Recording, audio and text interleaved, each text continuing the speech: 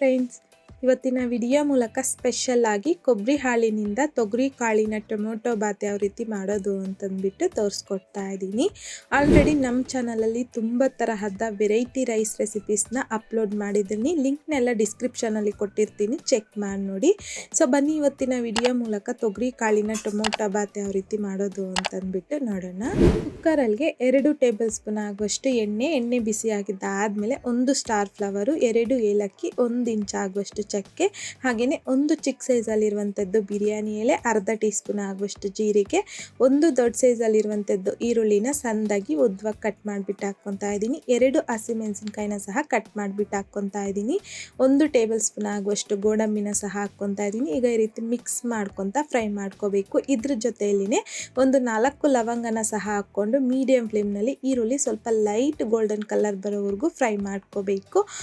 ಈ ರೀತಿಯಾಗಿ ಈರುಳ್ಳಿ ಸ್ವಲ್ಪ ಲೈಟ್ ಗೋಲ್ಡನ್ ಕಲರ್ ಬಂದಾದಮೇಲೆ 1 ಟೇಬಲ್ ಸ್ಪೂನ್ ಆಗುವಷ್ಟು ಶುಂಠಿ ಬೆಳ್ಳುಳ್ಳಿ ಪೇಸ್ಟ್ನ ಸಹ ಹಾಕ್ಕೊಂಡು ಮಿಕ್ಸ್ ಮಾಡ್ಕೊತ ಲೋ ಫ್ಲೇಮ್ನಲ್ಲಿ 1-2 ನಿಮಿಷ ಫ್ರೈ ಮಾಡ್ಕೊಳ್ಳಿ ಸಾಕು. ಈ ರೀತಿ ಫ್ರೈ ಮಾಡ್ಕೊಂಡಿದ್ದಾದಮೇಲೆ 3 ಚೆನ್ನಾಗಿ ಹಣ್ಣಾಗಿರುವಂಥದ್ದು ಟೊಮೊಟೊನ ಸಣ್ಣದಾಗಿ ಕಟ್ ಮಾಡಿಬಿಟ್ಟು ಹಾಕ್ಕೊತಾ ಇದ್ದೀನಿ. 2 ಟೇಬಲ್ ಸ್ಪೂನ್ ಆಗುವಷ್ಟು ಸಣ್ಣದಾಗಿ ಕಟ್ ಮಾಡ್ಕೊಂಡಿರ್ತಕ್ಕಂಥ ಕೊತ್ತಂಬರಿ, 2 ಟೇಬಲ್ ಸ್ಪೂನ್ ಆಗುವಷ್ಟು ಸಣ್ಣದಾಗಿ ಕಟ್ ಮಾಡ್ಕೊಂಡಿರ್ತಕ್ಕಂಥ ಪುದೀನ ಸಹ ಹಾಕ್ಕೊತಾ ಇದ್ದೀನಿ. ಹಾಗೆಯೇ 1 ಕಪ್ ಆಗುವಷ್ಟು ತೊಗರಿ ಕಾಳನ್ನು ನೀಟಾಗಿ ವಾಶ್ ಮಾಡಿಬಿಟ್ಟು ಹಾಕ್ಕೊತಾ ಇದ್ದೀನಿ. ರುಚಿಗೆ ತಕ್ಕಷ್ಟು ಕಲ್ಲುಪ್ಪನ್ನು ಸಹ ಹಾಕ್ಕೊಂಡಿದ್ದೀನಿ.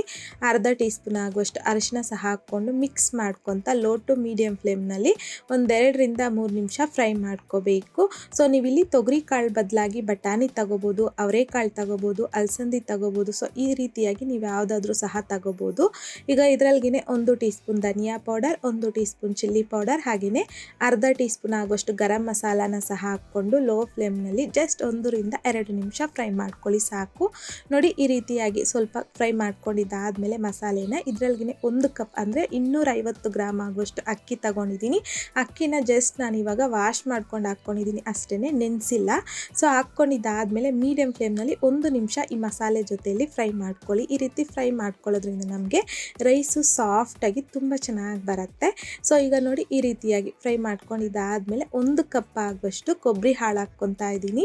ಸೊ ಯಾವ ಕಪ್ಪಲ್ಲಿ ಅಕ್ಕಿ ತಗೊಂಡಿದ್ದೀನೋ ಅದೇ ಕಪ್ಪಲ್ಲಿ ಹಾಲನ್ನು ತಗೊಂಡಿದ್ದೀನಿ. 1 ಕಪ್ ಆಗುವಷ್ಟು ನೀರನ್ನು ತಗೊತಾ ಇದ್ದೀನಿ. ಟೋಟಲ್ ಆಗಿ 1 ಕಪ್ ಅಕ್ಕಿಗೆ 2 ಕಪ್ ಆಗುವಷ್ಟು ತಗೊಂಡಿದ್ದೀನಿ. ಬರೀ ನೀರಲ್ಲೂ ಸಹ ಮಾಡ್ಕೋಬೋದು. ಈ ರೀತಿ ಸ್ವಲ್ಪ ಕೊಬ್ಬರಿ ಹಾಲು ಹಾಕಿ ಮಾಡೋದ್ರಿಂದ ಟೇಸ್ಟ್ ರೈಸ್ ಅನ್ನೋದು ತಿನ್ಲಿಕ್ಕೆ ತುಂಬ ಚೆನ್ನಾಗಿರುತ್ತೆ. ಈಗ ಫ್ಲೇವರ್ಗೋಸ್ಕರ 1 ಟೇಬಲ್ ಸ್ಪೂನ್ ಆಗುವಷ್ಟು ತುಪ್ಪನ ಸಹ ಹಾಕ್ಕೊಂಡು ಮಿಕ್ಸ್ ಮಾಡಿಕೊಂಡು ಕುಕ್ಕರ್ ಲಿಡ್ನ ಕ್ಲೋಸ್ ಮಾಡ್ಕೊತಾ ಇದ್ದೀನಿ.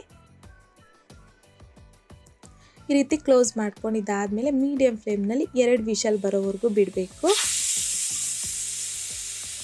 ಈ ರೀತಿ 2 ವಿಷಲ್ ಬಂದಾದಮೇಲೆ ವಿಷಲ್ ಪೂರ್ತಿಯಾಗಿ ತಣ್ಣಗಾಗೋದಕ್ಕೆ ಬಿಡಿ. ತಣ್ಣಗಾಗಿದ್ದಾದಮೇಲೆ ಲಿಡ್ಡನ್ನು ತೆಗೆದು ಒಂದ್ಸಲ ಈ ರೈಸ್ನೆಲ್ಲ ಮಿಕ್ಸ್ ಮಾಡ್ಕೊಳ್ಳಿ.